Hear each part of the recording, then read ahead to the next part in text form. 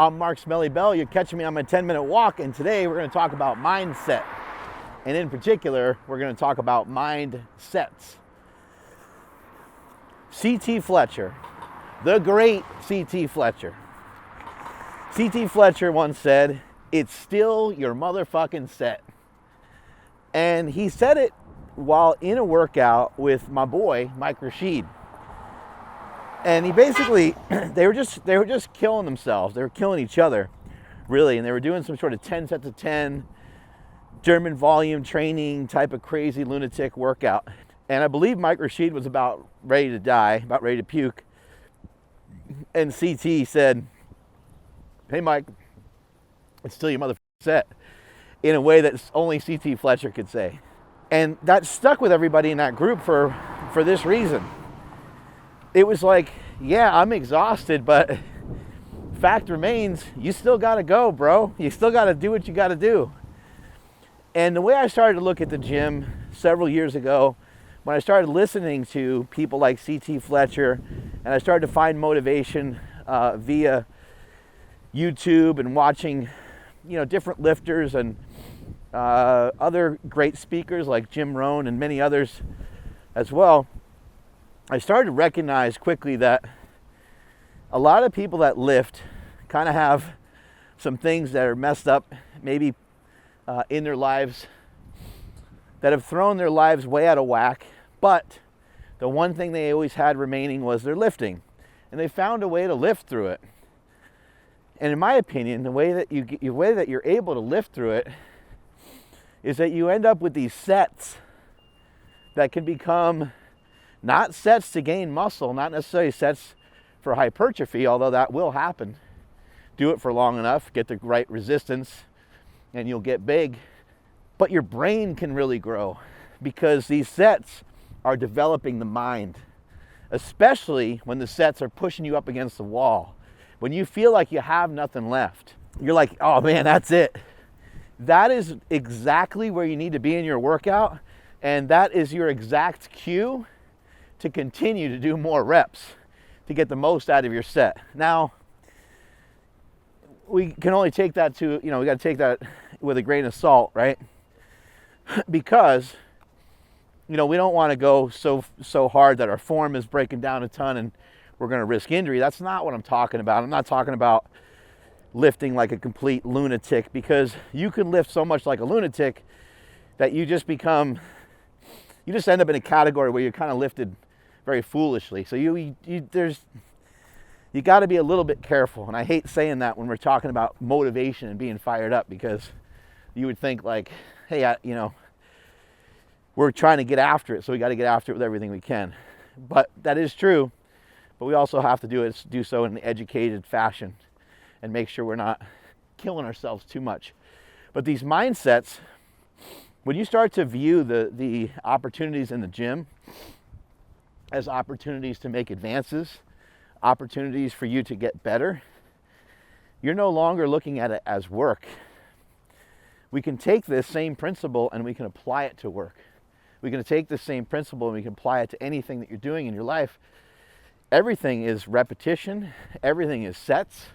Whether you're talking about, making a post on Instagram, or you're talking about trying to get better at anything in life, these are all things that you're going to be practicing. Hey, look at this guy.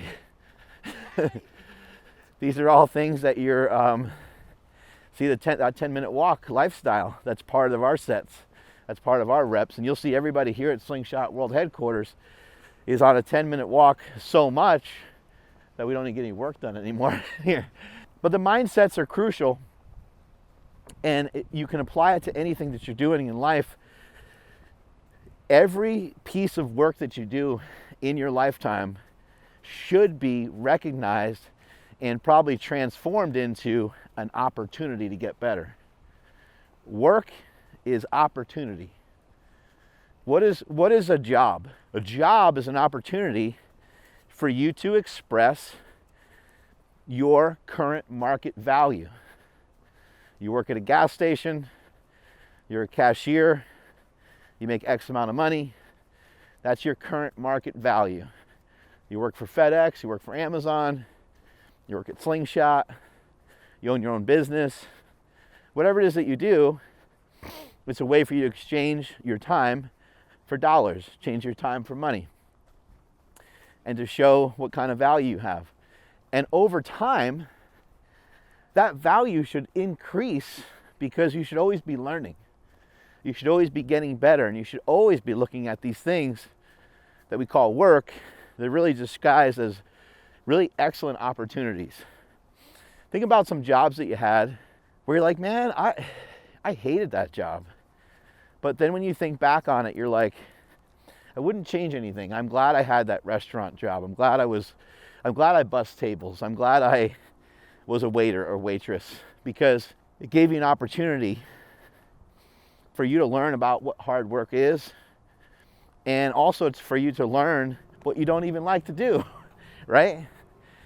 And so all these things are opportunities, whether they work out or they don't. I hear some people sometimes talking about like they're going to move away to college and they're going to go or they're moving for work. These young kids in their 20s. In the back of my head, I'm always like, fuck yes, that is so awesome that you're going to do that. Because whether it works or it doesn't work, it will still work. Whether you went out to that college and kicked ass and graduated, or whether you got shipped back home crying, or whether you went out to that job and kicked ass and got promoted and stayed there and then moved and spent the rest of your life in whatever location you moved to, or again, you got shipped back and ended up living with mom and dad, it still will work out in the long run. It's just, some of these things, they take time.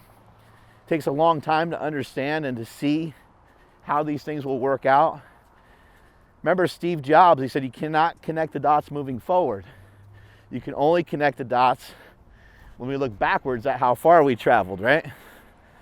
Try to keep in mind that every chunk of work that you ever do is an opportunity. And when you start to think about that, it's going to change the way that you work.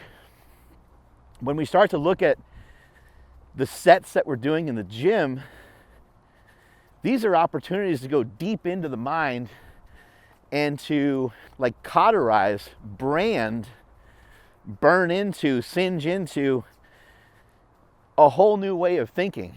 You don't have to have a fixed mindset. There's some people that I have friction with sometimes. And I'm like, man, I don't have friction with nobody. Why do I have friction with this person? And I think about it, and I think about it, and I think about it, because it drives me nuts, because I like to be liked, and I don't like that friction with people. And what I usually come up with is, at this particular time in that person's life, from my observation, I believe they have kind of a fixed mindset. And I can't stand that when someone has a fixed mindset. It's hard for me to deal with. I like when people are open. I like when people like to be creative. I like when people like to have fun. I like when people are open to new ideas and concepts and flexible, a flexible mind. A mind that understands that we can change our beliefs. We can change who we are. We can improve. We can also get worse. Something amazing to keep in mind here is, I'm sure pretty much every viewer, hopefully every viewer, has had an opportunity in their life to fall in love with somebody. Well, if you ever fall in love with somebody, and if you're ever a person that has dated more than one person, and you ever fallen out of love with somebody, you understand how quickly your belief system can change. Your belief that you love a particular person in a very strong and powerful way can be there at one moment and can kind of be gone the next. So what would that tell me about my belief system in terms of the different things I'm really connected to, whether it be my religion, or whether it be my diet, or whether it be my workouts, anything? I mean, that would lead me to believe that all these things are a choice. Because you chose to love that person, you chose to have those specific feelings, and over time, that sort of like melted into your body, right? And then one day it gets severed for whatever particular reason. And it's not like it gets completely severed and it's gone. There's a healing period and things like that, right? But do you kind of see my point? So whatever you're dealing with right now, whatever you think of yourself currently, that belief system can do a 180. It can really be flipped really quickly. It can be severed, just like that relationship was severed.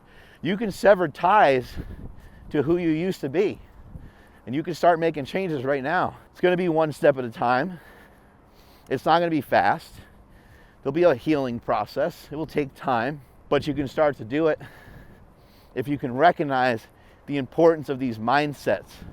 When you're in the gym, each body part that you work, each muscle group that you work, each exercise that you do is not an opportunity necessarily to gain muscle. It's not an opportunity only to transform your body. It's not an opportunity just to burn calories or to burn sugar. It's not an opportunity just to get bigger. It's an opportunity to change the most powerful thing on this planet, and that is the human mind. We don't know anything, like we don't even know what we're capable of. We don't even know what's knowable.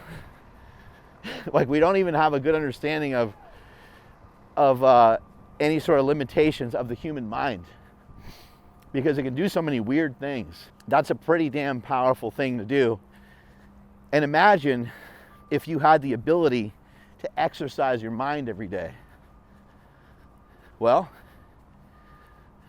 if you changed your mindset like I did several years ago and recognized that there's really no such thing as work, there's actually no such thing as anything being hard either. I'd rather change the word hard with difficult.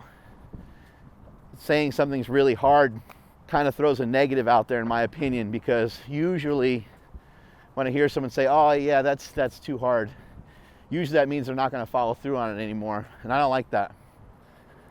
So I would rather say, you know what, sounds like it has difficulty to it.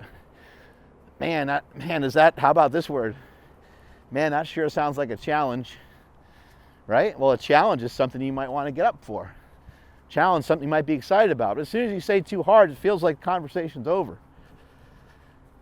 So I don't really like to utilize that word, and the way that I have stopped utilizing words like that is through these mindsets in the gym.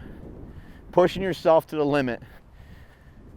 Dante Trudell has created a training system called dog crap training, where he does 5 sets in a row. But the basis of it for set number 1 is to do something that you think you can do for 10 reps, and you do it for 20. Or at least you try to do it for 20. What a maniac, right? What a crazy SOB. But that kind of mentality, you can extrapolate that and start to take that into your everyday life, where you're recognizing, like, okay, this is going to take me this amount of hours. This is going to take me this amount of time. This is going to take me this amount of effort. And right when you get to the point where you feel like you can't take it anymore, you stick it to yourself for another rep, another rep, another rep, another rep. And you keep figuring out and you keep finding a way to do it. Because this world and this lifetime is about proving yourself to yourself and improving yourself for yourself. And I think we got caught up somewhere along the way. We got caught up somewhere along the way with thinking that this was about comparing yourself to this guy, that girl over there, and that girl over there. And that's a fatal mistake. Compare yourself to who you are today, rather than really worrying about who you think all these other people are. And get yourself, and you hear people talking all the time about getting comfortable with the uncomfortable. Well, how do you do that? You do that through periodization. You do that through prioritizing, and by continually adding resistance in your workouts. Continually adding resistance or making things more challenging in your life. Over a period of time, you get better and better and better because you had a lot of reps at it. You had a lot of sets at it. Most people, when things get to be very, very difficult, they will back off. They'll say, I don't know, like this is starting to hurt. I'm starting to breathe real heavy. But imagine if every time something started to feel difficult, you leaned into it a little bit more, right? Imagine if you did that every time. What would you be teaching your body then?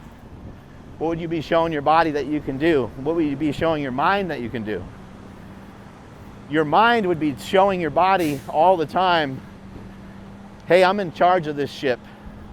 We're not going to let external things bother us. I've recently started to do some more running again. And a lot of times in my lifting, the dialogue I have with myself for running, I kind of need it at the moment because I'm a rookie.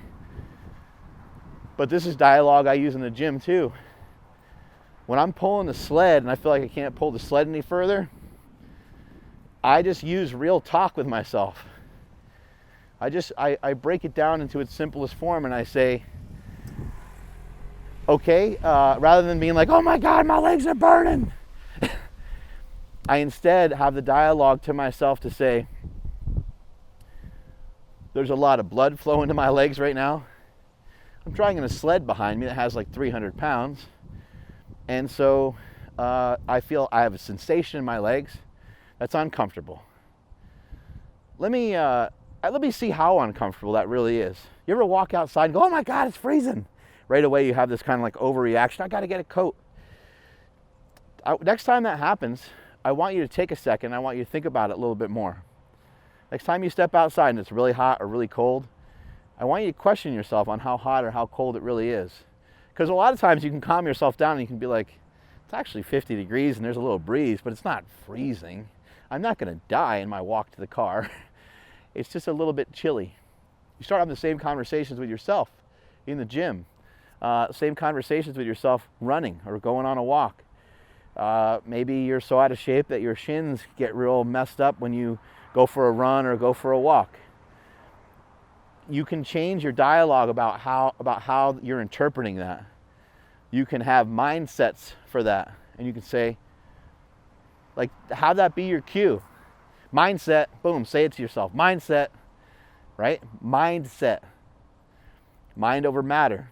Put your mind over top of this matter. The matter is your shins are on fire. You're trying to run. What would a normal person do? A normal person would be like, this whole running thing's not for me. You know, Uncle Josh, he was right. He said I shouldn't be doing that and I shouldn't be wasting my time with this keto diet, and he's probably right. And then you would fall off the train because you heard it's not right from this person, you heard it's not right from that person, and then your mind, which is the worst thing ever. You know, our mind is a really interesting thing. It wants to talk us out of stuff so badly. And in this case, I could very well see like you starting to be accepting of the ideas and beliefs of other people that you shouldn't be doing these things. You shouldn't concern yourself with these goals. Hey man, you look great. What are you worried about? Why are you so concerned about it? I hear people kind of throwing out all kinds of weird comments to people. Another one that I hear that I think is really foolish is, I hear a lot of times people will say, oh, don't worry about it. You're super young. You'll be fine. Like you're only 25. You're going to be fine by the time you're 30. You're not going to be fine by the time you're 30. Unless you continue to work right up here and you continue to work on changing your mindset and having a stronger mindset each and every day, you're not going to be fine. And you can have a strong mindset at the age of 12 or 13 years old, and you can start kicking ass at a really young age. There's a lot of young people out there that are kicking ass. So it's not about your experiences. It's not necessarily about the school that you went to. It's about understanding the fact that you can change your mindset right now to focus in and hone in on just about anything that you want to do. It's not even about being tough. I think people think that a lot of stuff has to be about being tough. It's not necessarily about being tough. It's about having a skill set. If Nsima, my co-host on the podcast, he's a very imposing figure. He's freaking huge. He's massive. He's also very strong. So he's not a good example. But if he brought a buddy with him that he trains jiu-jitsu with, and I tried to fight one of those guys out here in the street, it wouldn't be about how tough I am, because you could view me as being pretty tough. I squatted 1,080, I benched 854, I tore my pec 3 times. I tore my pec 3 times before I benched the 854. I tore a hamstring before I did a 1,080 squat. So some people might say, yeah, I'm gonna put my money on Mark. He's big, and I think he's tough. That guy would kill me. He would annihilate me. It wouldn't even be, any effort for him. I mean, maybe I can get lucky and sneak in a good knee or a good uppercut or something. I don't know, maybe. But I doubt it, because his skill set is so good. How do you protect yourself and make your skill set so good that you can't be harmed by anything or anyone? It's through right here. You can do it. It's a practice that you're going to engage in every single day. I don't want you to go on social media anymore and just think that you're on there haphazardly. I want you to go on there and say, mindset. Say it to yourself. You maybe even say it out loud. Who cares at this point, right? It's okay if people think you're a little bit crazy. Mindset, and have some equanimity during this process of being on social media. Equanimity is having an even mind where other people's mind would otherwise be disturbed and disrupted by the different things they see politically. People talking about wearing a mask or not wearing a mask, or people talking about A, B, or C, anything that will throw you off. Somebody making a religious joke, someone talking about cancer, someone talking about something real serious, and it just hits you right in the feels for some reason. This is an opportunity for mindset. Someone makes a rude comment.